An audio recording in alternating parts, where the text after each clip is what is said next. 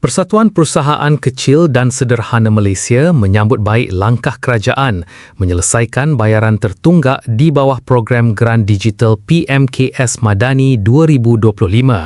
Namun, persatuan menegaskan kelewatan berbulan-bulan itu tidak sepatutnya berlaku kerana ia menjejaskan aliran tunai syarikat teknologi dan keyakinan industri.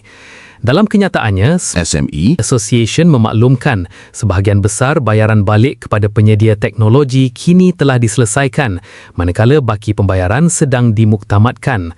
Sebelum ini, Persatuan Teknologi Kebangsaan Malaysia mendedahkan lebih 70% tuntutan masih belum dibayar walaupun telah melepasi tempoh 6 bulan. Program geran ini melibatkan lebih 10,000 perusahaan mikro, kecil dan sederhana melalui lebih 400 rakan digital yang dilantik kerajaan. Persatuan menekankan bantuan kerajaan mesti disokong dengan accountability kukuh, koordinasi cekap dan proses pembayaran yang menepati tempoh dijanjikan.